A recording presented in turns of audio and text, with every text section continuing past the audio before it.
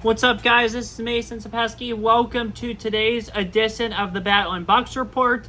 Today we are going to recap the prior two Pirates series against Houston in Houston and against the Diamondbacks here at PNC Park. We will then, following that, proceed to discuss the standings. I'll do my probabilities, discuss the standings. Then I'll do my probabilities chart with you guys. Then we'll just talk real briefly about the trade deadline, and then we'll get into the week ahead, which contains series against the Padres and a road trip out to California to take on the Dodgers. So, without further ado, here we go. So this week, Monday night, we played at Houston, the Astros. We were down 2-0 early, and Paul Skeens was on the mound this game. The Astros were going to start Jake Bloss, but he was traded to Toronto in a deal, so they didn't start him. Instead, they started somebody else. I forget his name. I'm sorry, Houston. But they jumped out to a 2-0 lead. Pittsburgh then rallied back. Rallied back, tied the game at 2. Then it was Michael A. Taylor, I think, who had a free-run home run, making it 5-2.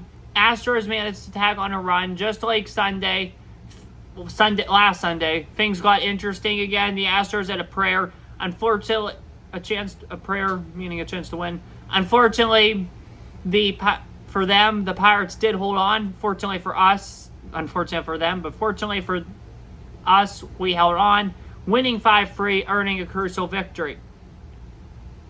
On Tuesday night, July 30th, right after the trade deadline, after we got De La Cruz and Kiner Falefa, I'll get into those later, as I said, but after that, we did manage to beat the Astros 6-2. Just a masterclass all around. Very pleased by how this game went.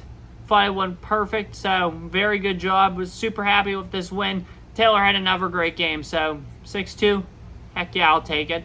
Winning a series in Houston, heck yeah, I'll take it. All right, moving on now to the July 31st game in Houston against the Astros. We had a 4-0 lead this game. Unfortunately, we did lose the game 5-4, largely in part to a stupid mistake O'Neal Cruz made. Cruz was at shortstop, ran all the way into left field, tried to call for it. He thought it was his ball. The ball dropped. It was actually Reynolds' ball, dropped in the middle of the gap. This led to 1 run scoring,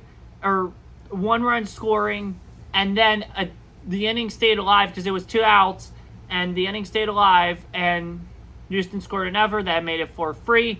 Houston went on to win the game 5-4. This was a disappointing loss, and just another, what if Cruz wouldn't have been there, we would have won this game. So, you live and you learn, though, if you're him, but it still feels good to take 2 out of 3 from Houston. They're not the typical Astros this year. However, they still are good. They are still fighting for that AL West title, a title I believe they will win. I hope Seattle gets it, but yeah, I think the Astros are the better team right now, and they're going to win it in the end. But, yeah, definitely good games to win, for sure.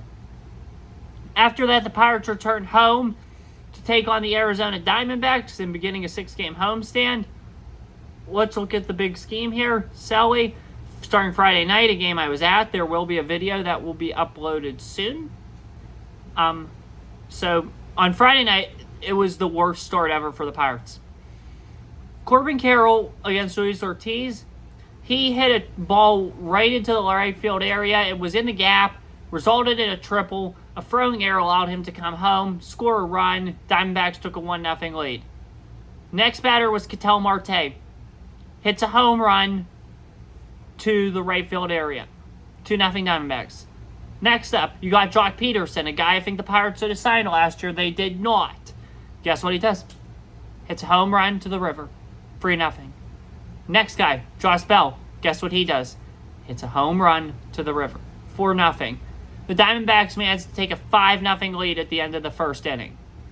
Then, slowly but steadily, the Pirates started chipping away, making it 5-1. Then it eventually came down to 5-3. Then, in the 6th inning, top of the 6th, the Diamondbacks scored a run. They made it 6-3. Then, the bottom of the 6th, the Pirates went to work, scoring 4 runs, taking a 7-6 lead, coming all the way back on the Arizona Diamondbacks. What an amazing sight to see. But Arizona would tie the game later on, making it 7-7. Then they'd later respond, tacking on 2 more runs to take a 9-7 lead. And then the Pirates scored a run. It meant nothing. Diamondbacks won the game 9-8. The moral of the story from this one is don't fall behind so far. I mean, I love the grit. I love the effort. Pirates could have easily just given up and just called it quits. However, they refused to, and they played really well there at the end. So I was very happy by their performance. So good for the Pirates, but sucks that we lost. Last night, after a lengthy rain delay, the Pirates were able to hold off the Arizona Diamondbacks, winning 4-2. Definitely a big win for Mitch Keller. He's been amazing as of late. Very happy for him. So, just a good win. We played hard all around. So glad to get this one. Keeps us 56-54. So, Skeens Day was today. However, it did not end well for the Pirates, unfortunately. We were up 4-0. Skeens was pitching well.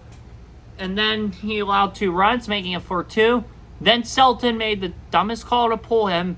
And the Diamondbacks fought their way back, taking a 5-4 lead. Peterson, I think it was Jock Peterson, hit a home run, making it 5. Let me just confirm that, making it 5-4. Diamondbacks tacked on one more to make it 6-4. Pirates did find some life in the bottom of the ninth, making it 6-5. O'Neill, there was almost a pop fly that dropped, but it wasn't meant to be. Hang on. Yeah, Jock Peterson. It just wasn't meant to be. The Diamondbacks won the series. They won the season series 4-2. They won this series 2-1. I should have said that vice versa. This series 2-1, season series 4-2. Can't lose those games. Diamondbacks win this one, so it sucks. I mean, 3-3 is not a bad week. We're 56-55. That's a really good record considering where we've been at prior years at this time. However, when you're looking at the big picture and looking at the playoffs, it's not very good at all. It's not what we need to be, so that's all I want to say on that. It was definitely not a bad week. Both these teams are competitive, but again, I know I probably shouldn't be doing this. I probably should be taking it one game at a time, but when you look ahead, your next 4 series are all against teams above 500. Then you get a free series break here. Then you head to Cleveland, which will be very tough. And then you get 3 more series after the Cleveland one, sub-500 teams. Then you have 2 above 500, a sub-500, and then above 500 the rest of the way. Time is running out on this season. The Pirates need to get that through their head if they want to get in the playoffs. Time is running out on this season. Seriously. Let's go. All right, let's take a look at standings now, shall we? First off, with the American League East, we got the leading Baltimore Orioles at 67-46.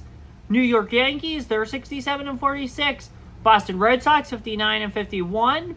Tampa Bay Rays, 57-54. Toronto Blue Jays, 51-61. AL Central, we got the Cleveland Guardians sitting nice and pretty, 67-44. MLB Best now, they've overtaken the Phillies, who are kind of having an Eagle-style collapse. Get to more of that in a minute. But 67-44, they are now the best in the MLB, the Cleveland Guardians. Minnesota Twins, 62-48. Kansas City Royals, 63-50. Detroit Tigers, 53-60. And the Chicago White Sox, who have not won a game in over 3 weeks, 27-87. 20-game losing streak. Wow. Unbelievable. Sorry, White Sox. I feel sorry for White Sox fans. I really do. That's embarrassing. AL West time now. Let's get into it. Seattle Mariners, 59-54. Houston Astros, 57-54. Texas Rangers, 53-59. Los Angeles Angels, 49-63. Oakland Athletics, 46-67. NL time now. On to the NL East. Despite this little collapse they're experiencing, the Philadelphia Phillies still lead the division and have the best record in the NL at 66-45. 6 games back, though, are the Atlanta Braves, 60-51. Probably shouldn't have said that because I didn't do the other teams, but just want to show that race is getting closer, and we'll talk about divisions in a minute. Mets, 58-53. Nationals, 51-61. Marlins, 42-70. Central, Brewers, 62-49. Cardinals, 57-55. Pirates, 56-55. Cubs, 55-59. Reds, 53-58. West, Dodgers 65-47. Padres 61-52. Diamondbacks 60-52. Giants 56-57. Rockies 41-72. Now I know a couple weeks ago I mentioned that I believe that the NL East, NL Central, and NL West were all pretty much in the rearview mirror. We know who's going to win those, and they're pretty much over. Everything I said, I'm taking back. I thought the Phillies had the East locked up, the Brewers had the Central locked up, and the West, the Dodgers had locked up. Not anymore. The Padres are only 4.5 back. They're really hot. The Cardinals are only 5.5 back. They're not playing great, but not playing bad. The Phillies are collapsing right now. They might not even win the division.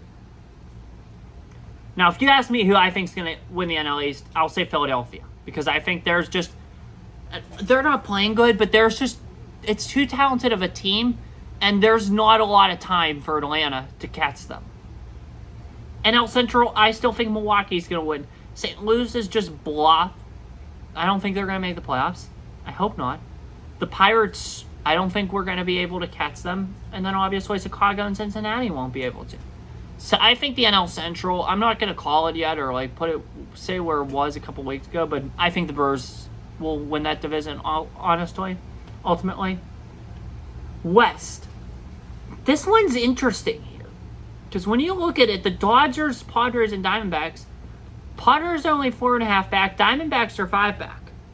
These two teams can make a deep run in October. We've seen teams in October like the Rangers, the Phillies 2 years ago, the Diamondbacks last year, make a deep run. Both these teams could go to the World Series and possibly win it. So, just wanted to say that. I mean, these are two dark horse teams, and they're playing like playoff teams. So, it's definitely going to be an elite postseason, regardless. I don't think the Pirates will make it, but it's just me. Let's look at the wild card standings. As of right now in the AL, your number 1 seed is Cleveland. Your number 2 seed is Baltimore. They would get byes. Your 6th seed is Kansas City. They would play Seattle. Your 5th seed is Minnesota. They would play New York. If I had to predict that right now, and I'll just do this now, we're not going to do it every week, but I'll do it now. I'll probably do it again at the beginning of September, and then I'll do it again the last episode of the year because I'll do my playoff predictions then. If I had to predict the AL playoffs as of right now, I would predict Yankees over Twins, Mariners over Royals. Orioles over Mariners, Yankees over Guardians. Orioles over Yankees. Orioles in the World Series. Let's look at teams now with games back before I get to the NL. Red Sox are your 2.5 back. Rays are 5 back. Astros are 5 back. Rangers are 9.5 back. Tigers are 10 back. Blue Jays are 11.5 back. Angels are 13.5 back. Oakland 17 back. White Sox are 36.5 back. And we have I have big announcements to make. This will likely be the last time I do this for a while, but you know how we had 3 teams last week in the column of pretty much eliminated? Like, I don't think they're playoff bound. It's pretty much over for them. Angels, Athletics, White Sox. We are going to add the Blue Jays and the Tigers to that column. Once you're 10 back at this point in the year, I think, look, that's just too hard of a deficit to make up. I don't think Detroit stands a chance. Toronto, you don't stand a chance either. I'm sorry, but it has to happen. So right now, as we look at it, the White Sox, the Athletics, the Angels, the Blue Jays, and the Tigers, I would say are all pretty much done in terms of playoff contention. Done. Now, they're not formally mathematically eliminated. I just think they're not going to make the playoffs. Or pretty likely they're not. Texas, if they weren't so close in the division race, I would put them in that category too, but yeah. Not yet. And then everyone else is within 5 games, so you can't say much. NL side now. Let's look at it Let's look at it now. And their buys would be number 1 Philadelphia and number 2 LA Dodgers. 6 seed Arizona against 3 seed Milwaukee. 5 seed San Diego against 4 seed Atlanta. Right now, if you had to ask me to predict, I would predict Arizona and San Diego win. For sure. I like Atlanta. But I just don't think they're going to be able to handle the Padres this year, this team. Padres against Phillies, that's easy. I think the Padres win 9 times out of 10. They're just the better team right now. They're playing hot. I'd take San Diego in a heartbeat. Diamondbacks and Dodgers, I'm taking the Diamondbacks. They proved it last year. They're a good squad, and they deserve it. Diamondbacks and Padres, I have to go with the Diamondbacks. They're the 6th seed. They've done good. They have a talented team. Torey Lovullo is one of the best managers in baseball. I really admire him. I'm not crazy about the Diamondbacks, but I like Torey Lovullo. He's an amazing manager. So I think the Diamondbacks will go to the World Series as of now. Diamondbacks, Orioles in the championship. I think the Diamondbacks would avenge their loss from last year, and I picked the Diamondbacks. Just the way they're playing right now, it's hard to pick someone else. And it's an underdog story, so that's just my pick as of now, but that's going to change many times. Mets, your game and a half back. Cardinals, your free back. Pirates, we're 3.5 back. Not good, but not bad. Giants, your 4.5 back. Getting hot. Cubbies, your 6 back. Reds, your 6.5 back. Nationals, your 9 back. Marlins, your 18 back. Rockies, your 19.5 back. Still, as of right now, just the Marlins and the Rockies. So, this thought just came in my head. You know how daylight savings time, you turn the clocks back? I work at 2 golf courses, and we were talking about this, like how we have to move up sometimes. How we have to move up. I probably shouldn't be saying this, but like every golf course does it, or everywhere does it. You know how the sun sets earlier every day? Now, because we're past the summer solstice. Well, just like how the sun sets earlier every day, the games decline. And now that we're post All-Star break, I just saw a sad story here. Wilyer Abreu hits 2 home runs for the Red Sox the day after his grandmother's death. I'm sorry for your loss, Wilyer. That's very sad to see. That was just on ESPN. That just popped up. Sorry to interrupt that, but I just want to say that. Sorry for your loss, Wilyer Abreu, and Macy, rest in peace. That was on the ESPN screen as I talked. So, anyway, back to what I was saying here. Well, since we're past the All-Star break now, I think it's appropriate to start cutting down the games. Before it was 10 games, and I pretty much said, yeah, you're not making the playoffs this year. It's a long push, and I don't think so. 2 weeks from now, that number is going to be cut to 8. Labor Day weekend, the Labor Day Sunday episode, that's going to be cut to 7. September, I think 15th, we're going to cut it to 5. September 15th. September 22nd, we're cutting it to 3. And then obviously no need September 29th. I'll just have to remember those. So, yeah, not for another 2 weeks. But anyway, so yeah, that's that for that. Let's now look at the MLB probabilities. So let me get my trade deadline stuff ready.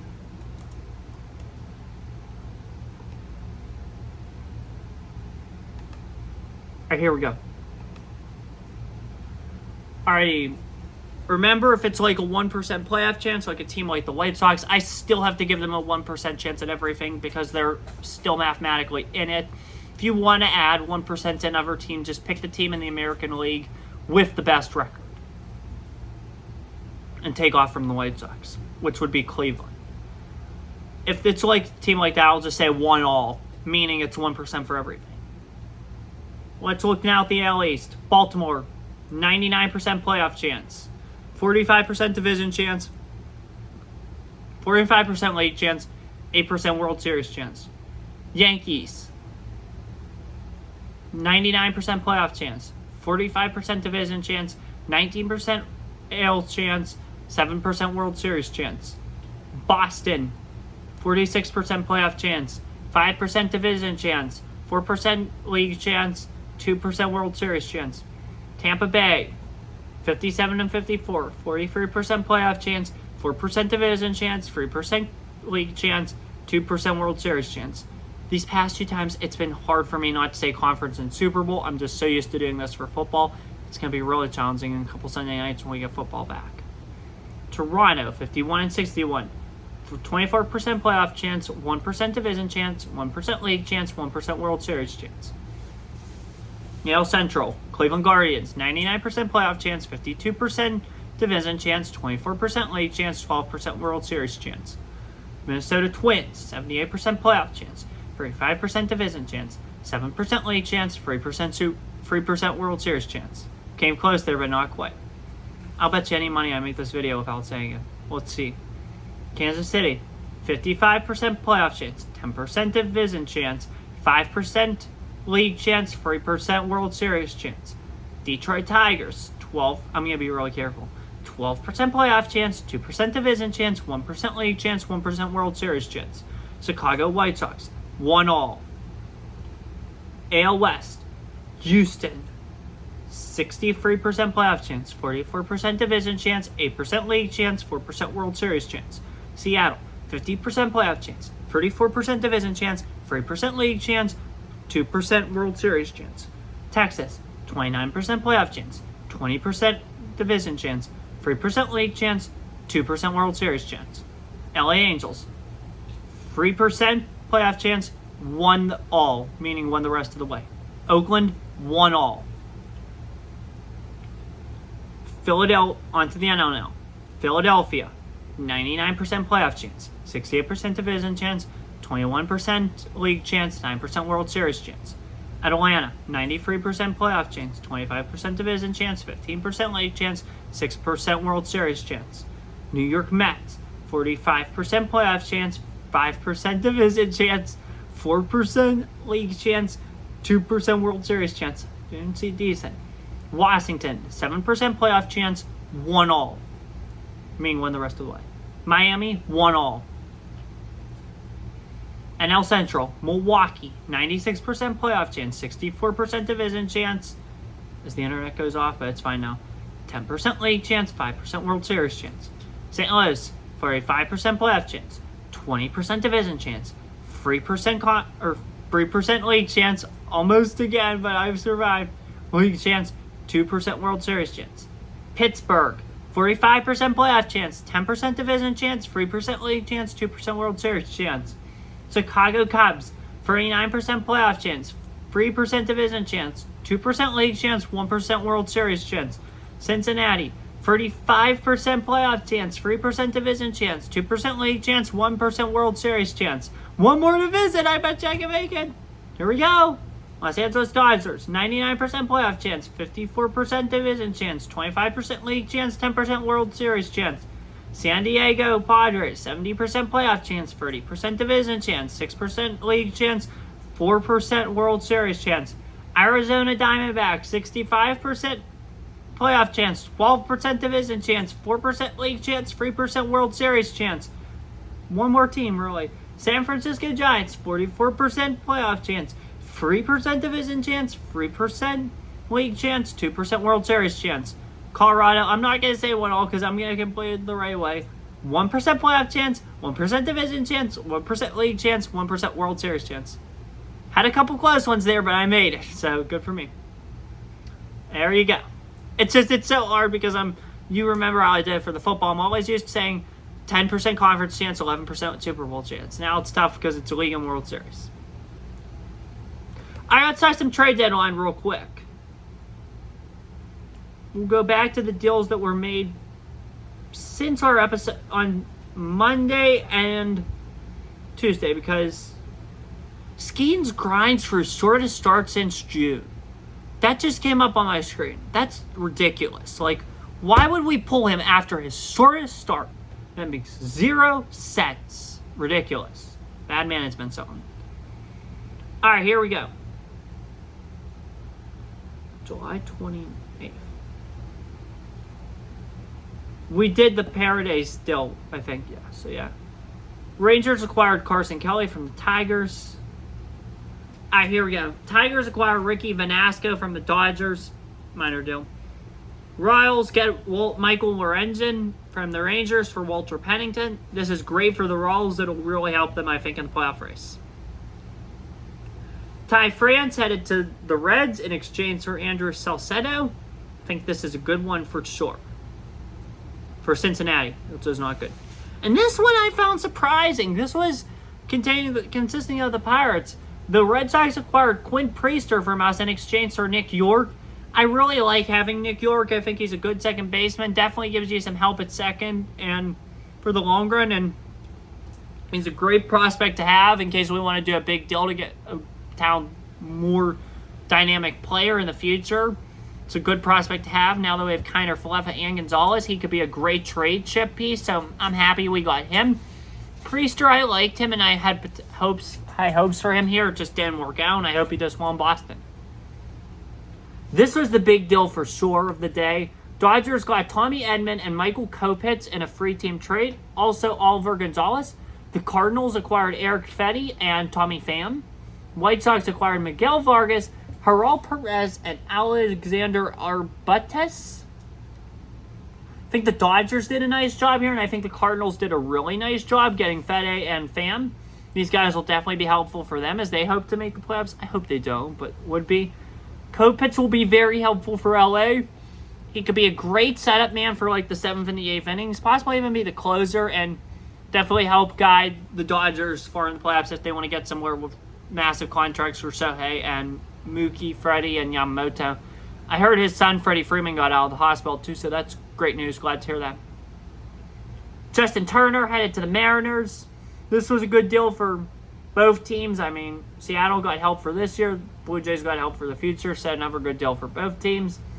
Lane Thomas to the Guardians for free prospects. I think this was probably a better deal for DC because, again, Cleveland's cursed. I hate to say it. It's not because I'm a Steelers fan. Totally different sports. But you might say, oh, he's from Pittsburgh. He doesn't like Cleveland because of that, blah, blah, blah. But one seeds don't go very far in the playoffs. Atlanta flamed out last year.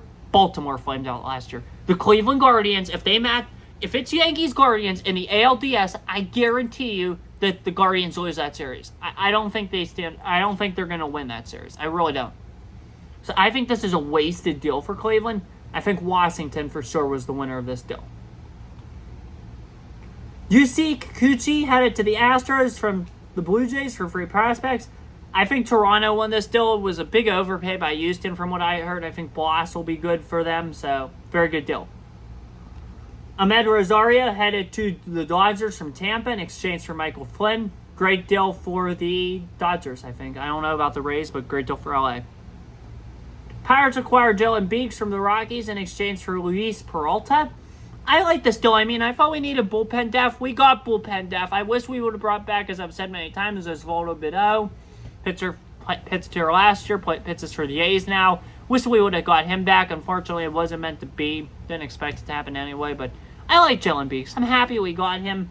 Luis Peralta, I would have been nice to have, but I think he'll do good in Colorado, and he'll be more impactful there. This still might bite us in the back in the long run, but I like Dylan Beeks. So I think it was good. Brewers get Frankie Montas from the Reds in exchange for Joey Weimer, Jacob Judas, and Cass. I think that this deal was a big win for the Reds. I mean, they got two talented players, so very good for them. Brewers, yeah, I think it was helpful, but not enough. Braves acquire Jorge Soler and Luke Jackson from the Giants in exchange for Tyler Madzik and Seben Caballos. I think this was an even deal. I think both teams benefited from this, so very good for both teams. Pirates acquired Josh Walker from the Mets for Nicholas Carano. He's a minor leaguer, and this was just a minor trade. I mean, didn't have to make it, but glad we did. Again, just getting more bullpen depth, and I was happy to see this. Good deal. Yankees acquire Mark Leiter Jr. from the Cubs in exchange for Ben Callis and Jack Neely. I think this is a good deal for the Cubs. I mean, they get Neely, who's a good prospect, and Callis, who will be good as well. So this was a great deal, I think, for the Cubs. Yankees, not so much, but I really like what the Cubs did here. Red Sox get Lucas Sims from the Reds in exchange for Orvis Portez. Big win for the Red Sox. I can't say the same for the Reds. This prospect's my age, 19 years old, and he was with Boston single-A team, so he's got a ways to go. Orioles get Trevor Rogers from the Marlins in exchange for Connor Norby and Kyle Stallers. This was a great deal for both teams.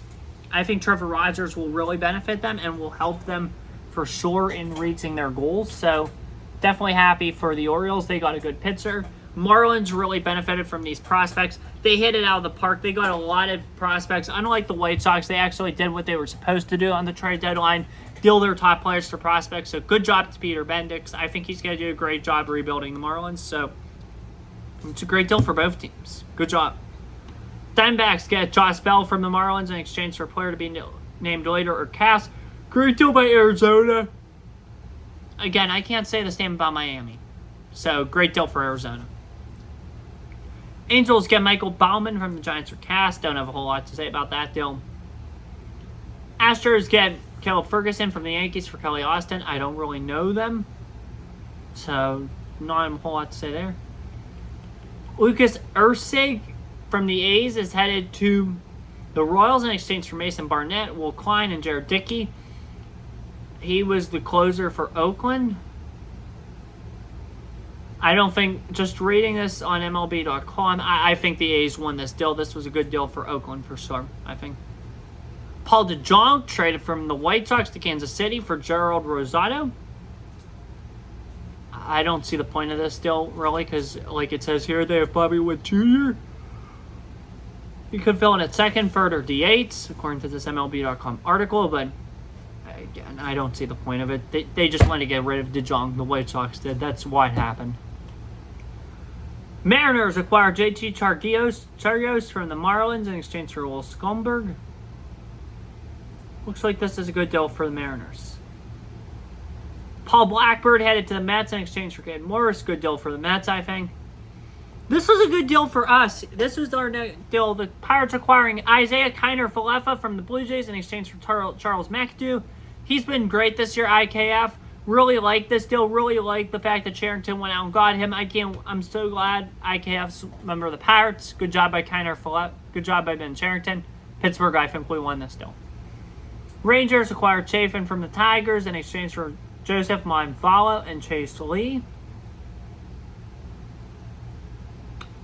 Good job by the Tigers, I think, there. I think Rangers will regret that deal for sure, but good job by Detroit.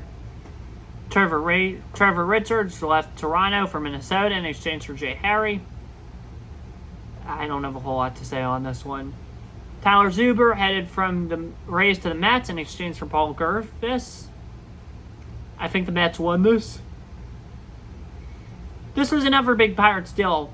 Brian De La Cruz from the Marlins for Jun Suk Sim, a pitcher, and Garrett Forrester. I mean, I think this was good. We dealt two lower-end prospects in exchange for De La Cruz. Really like to see this deal for sure. It was good for sure, so good job, Pittsburgh. Mets get Oscar Barrazabon from the Marlins in exchange for Wilfredo Lara. Good deal, I think, for Miami. Eloy Jimenez headed from the White Sox to the Orioles in exchange for Trey McDowell. Just by reading this, I think it's a good deal for the Orioles for sure. Phillies get Tanner Banks from the White Sox for shortstop, second baseman William Bergola. I think this is good for Philly to get an extra bullpen arm for the trade to make that playoff run. The guy, Bergola, was Philly's 11th ranked prospect. Maybe a slight overpay by Philadelphia, but I think this team ended up benefiting both teams. Dylan Carlson headed from St. Louis to Tampa in exchange for Sean Armstrong. This is just a deal of players that didn't work out for either of their teams. I think they had potential, but just not where they were, so I think this was a good deal by both teams. Austin Slater and Levon Soto leaving the Reds to go to the Orioles. I think this was a good deal by the Orioles. What the Reds got was a player to be named later or cast, so that's why I said that. D-backs get Dylan Floro from the Nationals in exchange for Andres Chaparro. Great deal for both teams, it looks like. So, very glad to see this for both teams. Both those guys are having a good year, so very even deal. Giants getting Mark Canha from the Tigers for Eric Silva. So, looks like the Giants won this deal because Canha was so happy to go back home, and the guy who Detroit got to AA. So, good job by the Giants, for sure. Kevin Kiermaier headed to LA from Toronto in exchange for Ryan Yarborough. This looks like a good deal for both teams, but Kiermaier's retiring after the season. Definitely, I think that this is just a one-year thing, so I don't have much to say unless the Dodgers get this. get the World Series, it still means nothing. Orioles acquire Gregory Soto from the Phillies in exchange for Seth Johnson and Moise Chas. This is good because the Phillies benefit their farm system. Soto just didn't work out in Philadelphia, and the Phillies got some good prospects back because they dealt away a ton. So great work by Dave Dombrowski. I think he had a great deadline with Philly. Red Sox acquire Luis Garcia from the Angels in exchange for 4 prospects. Those 4 prospects are Ryan, sorry if I butcher your name here, Ryan Zefferjon, Matthew Lugo, Jefferson Vargas, and Nico Cavadas. He's on a 1-year contract, so I think it's ridiculous to deal 4 prospects. The Red Sox aren't going anywhere. It's ridiculous. I don't think they might go to the playoffs and do one series, but I don't think they're going far. That's ridiculous. So LA wins this deal in a landslide, the Angels. Padres acquired Martin Perez from us in exchange for Ronaldo Jimenez. It was a pitching prospect. Again, this was a good deal by Cherington. It wasn't working out here, and you get a prospect back, maybe get some of the return back that you dealt away in those deals for IKF and De La Cruz. So, great job.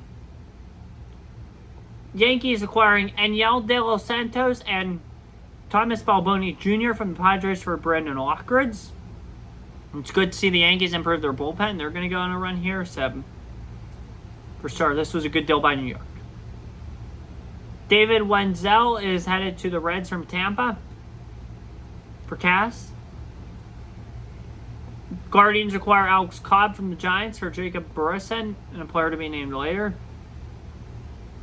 I think this is a good deal possibly for Cleveland. So, yeah.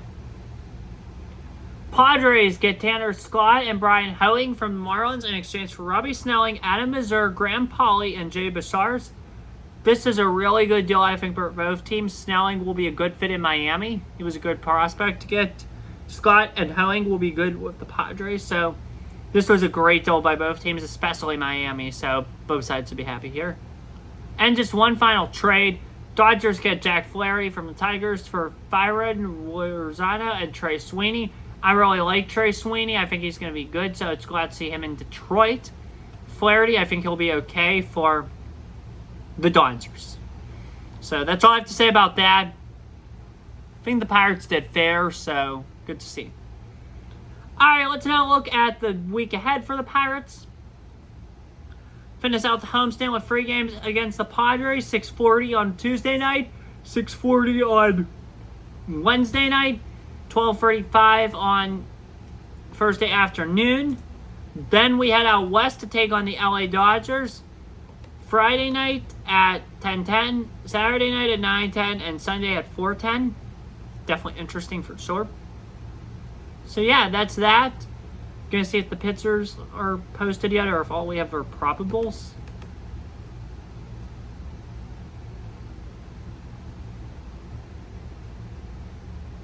Bailey Falter will pitch Tuesday night. The Padres have not announced their pitcher yet. Marco Gonzalez will pitch Wednesday night. Luis Ortiz will pitch Thursday afternoon.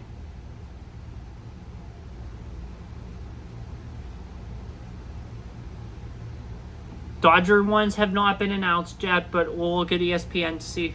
ESPN does a pretty good job of projecting them and putting them out there before MLB does, just because, but let's see. But Falter is Tuesday night. Wonder what they'll do with him after the year. That'll be interesting to see for sure. Alrighty. Padres don't have a pitcher. Again, just says Falter.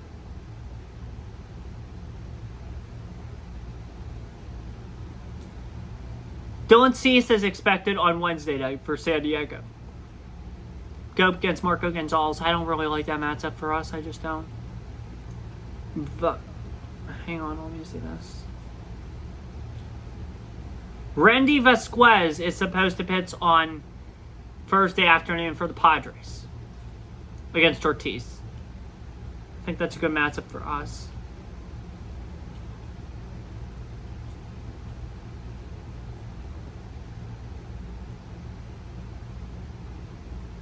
Keller against Flaherty is the expectation for Friday night. That'll be a good game for sure. Can't wait for that.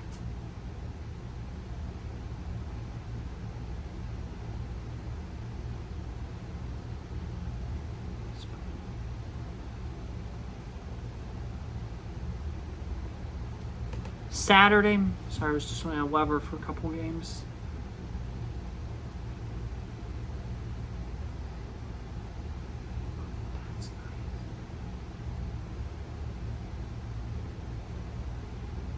Skeens against Ryder Ryan. That'll be a good matchup for sure. So, looks like some good matchups for the Dodgers series.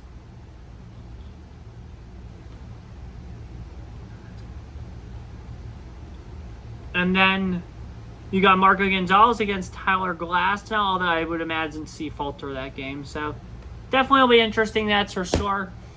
I just hope we could split this. I don't think we're going to beat the Dodgers in LA twice. I think we'll win one game in LA and 2 games against the Padres here at home. That would be ideal. I'm hoping to see that. So, but hey, you never know. Definitely will be interesting for sure. Anyway, that's all I have for you guys today. I'm sorry this one took so long. Mostly took long because of the trade deadline stuff. Was trying to get this one done within a half hour. Next week, if things go well, I think we will be able to do that. So, yeah, for sure, now that the deadline stuff's over, the episodes will probably get shorter here for a little while for the next few weeks. And then once we get like September 15th, 22nd, we'll probably get into it more as the playoffs really come close. 29th will be longer just because, you know, it's the prediction show and all that. So definitely will be interesting for sure. So, yeah, I can't wait to have you guys along for the rest of the ride here. Pretty soon we'll be actually doing the show during Sunday Night Football, which will be interesting as the Rams and the Lions will be the first Sunday night game on September the 8th. So I'll have Sunday Night Football in the background while I'm filming for you guys. So that'll definitely be interesting for sure. Anyway, that's all for tonight. Have a good one. Take care. Stay safe. And as always, peace. See you next week.